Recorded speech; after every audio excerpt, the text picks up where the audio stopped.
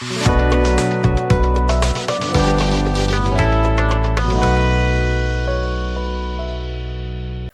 students, যোৱাটো ভিডিঅ'ত আমি অনুশীলনী 4.1 একৰ প্ৰবলেমখিনি সলভ কৰিলো। আজি আমি 2টোৰ পৰা চাম। 2টো কি দি থোৱা আছে? তলৰ পৰিস্থিতি কেইটাক দ্বিঘাত সমীকৰণৰ আৰ্হিত প্ৰদৰ্শন কৰা। গতিকে 2টোৰ প্ৰথম একটো দি থোৱা আছে আয়তাকাৰ মাটি এটুকুৰাৰ কালি 528 বৰ্গ মিটাৰ। মাটি টুকুৰাৰ দিঘ ইয়াৰ পথালিৰ দুগুণতকৈ এক বেছি। আমি মাটি টুকুৰাৰ দিঘ আৰু প্ৰস্থ উলিয়াব লাগে। গতিকে আমাক সমীকৰণটো সমাধান কৰিবলৈ নাই দ্বিঘাত সমীকৰণৰ আৰ্হিতহে প্ৰকাশ কৰিবলৈ কৈছে, হয়নে?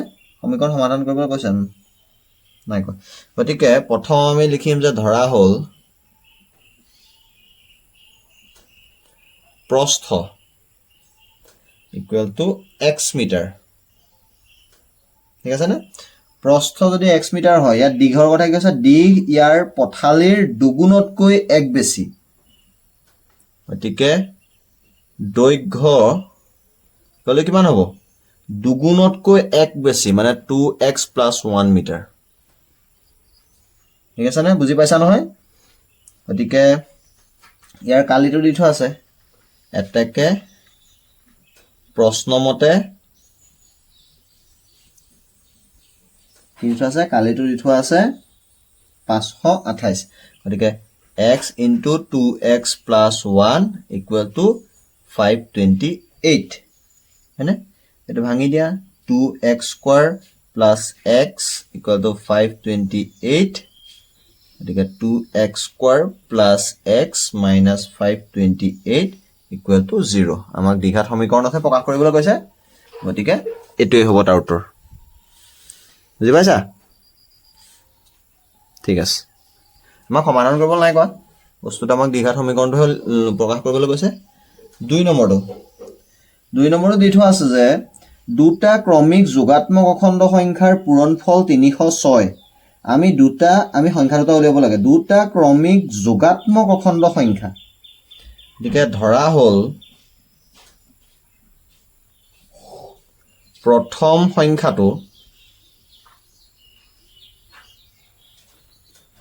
ইকুৱেল টু x, দ্বিতীয়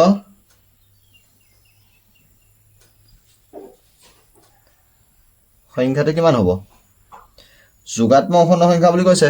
গতিকে অখণ্ড সংখ্যা বুলি কৈছে, 1 2 3 বাঢ়ি যাব। গতিকে ছেকেণ্ডটো হ'ব x + 1। ঠিক আছে নে? গতিকে প্ৰশ্নটোত কি ক'লে যে দুটা পূৰণফলো দি থোৱা আছে 306। এতিয়া প্ৰশ্নমতে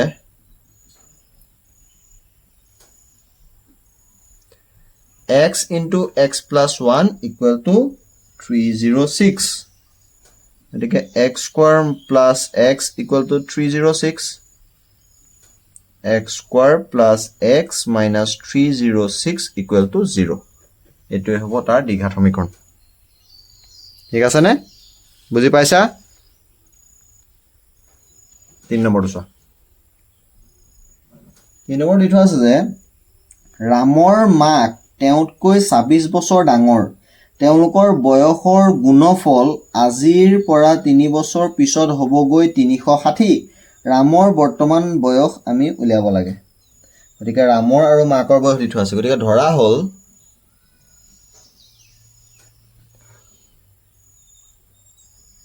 ৰামৰ বয়স ইকুৱেল টু x বছৰ। এতেকে মাকৰ বয়স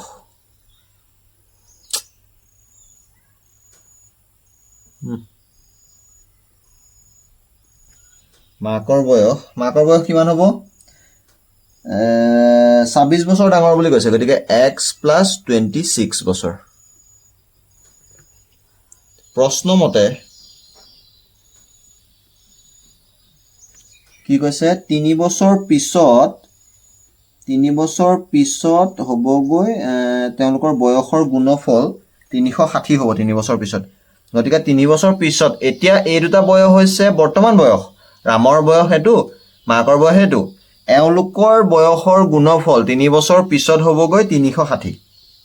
ঠিক আছে নে গতিকে 3 বছৰ পিছত ৰামৰ বয়স কিমান হ'ব x + 3 হয় নে আৰু মাকৰ বয়স কিমান হ'ব x + 26 + 3 হয় নে গতিকে 3 বছৰ পিছত প্ৰশ্নমতে এটো নিলিখিলেও হ'ব প্ৰশ্নমতে x + 3 * x + 26 + 3 = কিমান 360 হয় নে গতিকে x + 3 * x + 29 = 360 এটা ভাঙি দিয়া x² + 29x + 3x + 29 * 3 কৰিলে কিমান হ'ব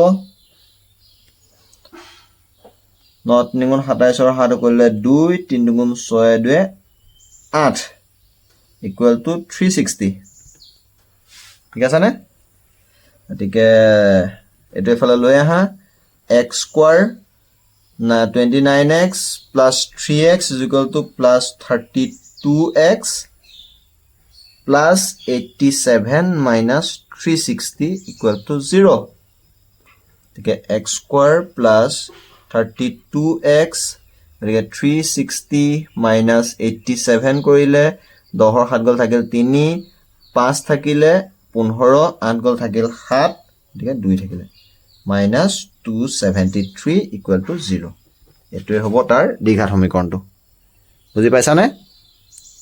বুজি পাইছানে কৰিব পাৰিবানে এনেকুৱা বিলাক ঠিক আছে 4 নম্বৰটো চোৱা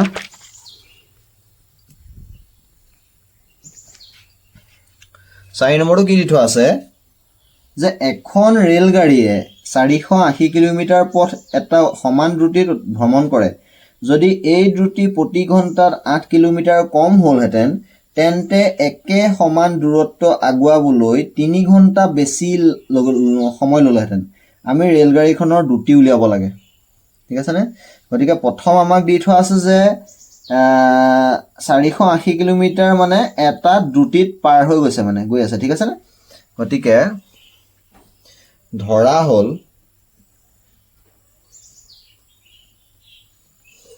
ৰেলখনৰ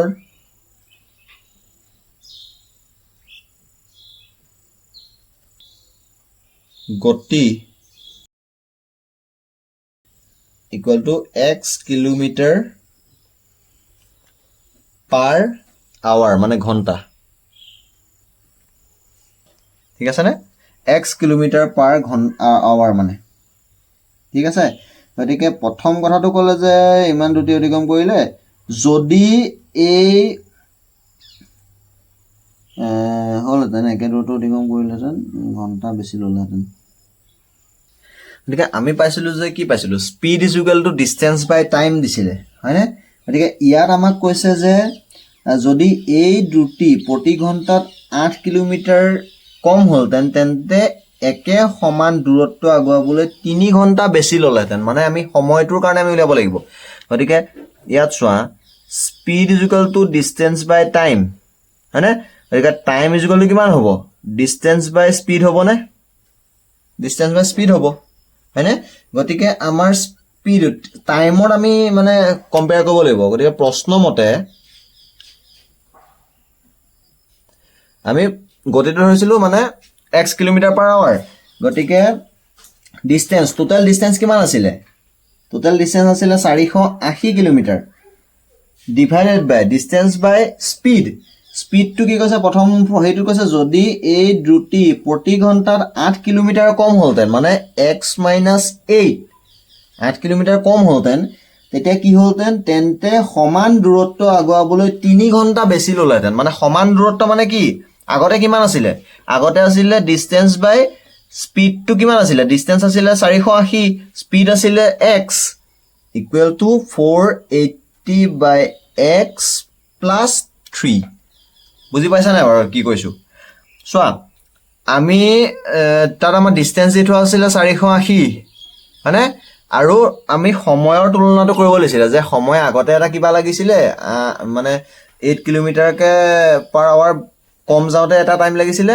যেটো পিছত মানে তোমাৰ নৰ্মেল স্পীডৰ পৰা মানে 3 বস্তুটো বুজিছা নাই মানে চোৱা কোৱেশ্চনটো মতে এবাৰ চোৱা ভালকে আমাক 480 কিলোমিটাৰ পথ এটাৰ দ্ৰুতিত ভ্ৰমণ এটা সমান দ্ৰুতিত ভ্ৰমণ কৰা মানে দুবাৰ অহা যোৱা কৰে গতিকে এই দ্ৰুতি প্ৰতি ঘণ্টাত 8 কিলোমিটাৰ যদি কম হয় তেতিয়াহ'লে কি হ'লতেন সেই সমান দূৰত্ব যাবলৈ 3 ঘণ্টা বেছি লাগে মানে 8 কিলোমিটাৰ যদি কমকে গৈ থাকে তেতিয়াহ'লে 3 ঘণ্টা বেছি লাগে গতিকে আমি ৰেলখনৰ গতিটো ধৰি ললো x কিলোমিটাৰ পাৰ আৱাৰ হয়নে গতিকে স্পীড ইকুৱেল টু পাইছিলো আমি ডিসটেন্স বাই টাইম মানে দ্ৰুতি ইকুৱেল টু দূৰত্ব ডিভাইডেড বাই সময় গতিকে আমি ডিসটেন্স হেতুকে যদি আমি টাইমলৈ লৈ হও time equal to distance divide by speed গতিকে আমাক কি হ'ব লাগে ডিসটেন্সটো আছিল 480 আৰু স্পীড আছিল x গতিকে x বাই 480 বাই x হ'ব লাগে ঠিক আছে নে কিন্তু প্ৰশ্নমতে আমাক কি কৈছে যদি এই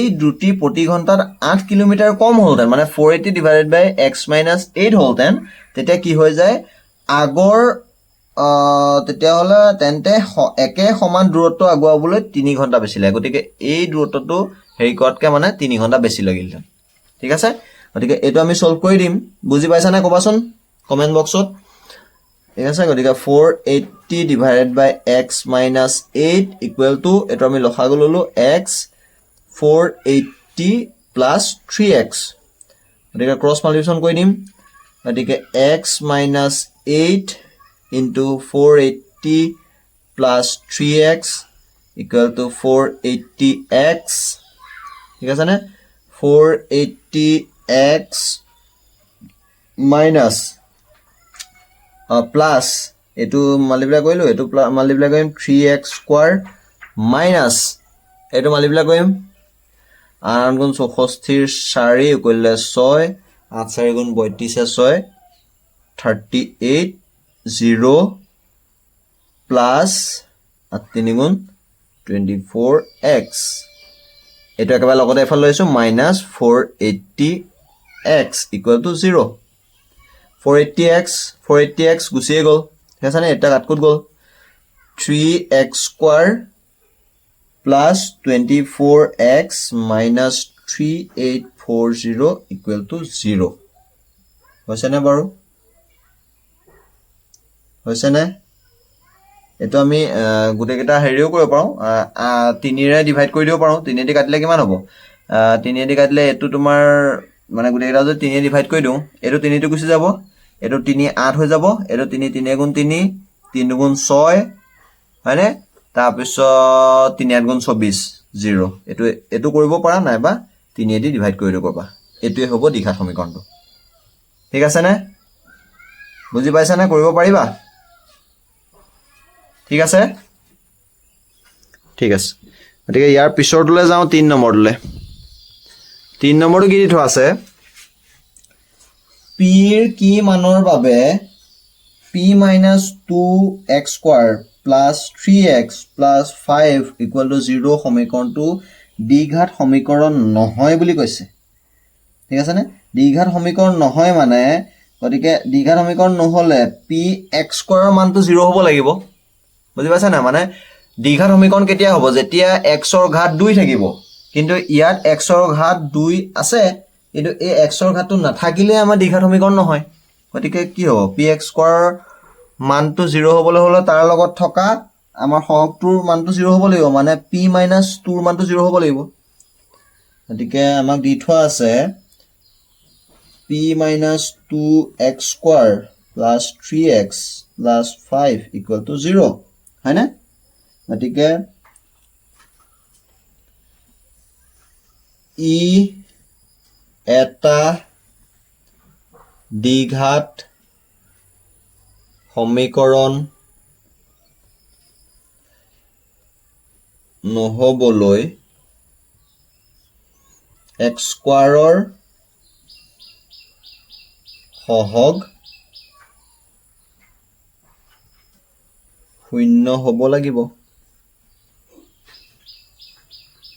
হয়নে এটাকে p - 2 equal to 0 এটাকে p ইকুৱেল কিমান হৈ গ'ল 2 টো ইফালে গুচি গ'ল p মানটো 2 গতিকে এনসাৰটো ক'ত আছে b গতিকে b টো হ'ব ৰাইট এনসাৰ কৰিব পাৰিবা না এটো ইজি হয় ঠিক আছে চাইটো চোৱা চাইটো কি দিছে তলৰ কোনকেটা দ্বিঘাত সমীকৰণ এইটাটো কৰি চালে গম পাবা এক নম্বৰটো চোৱা, এক নম্বৰটোত তোমাৰ এইটোতো x square A plus B whole square ফৰ্মুলাত ভাগিব, ৰাইট চাইডে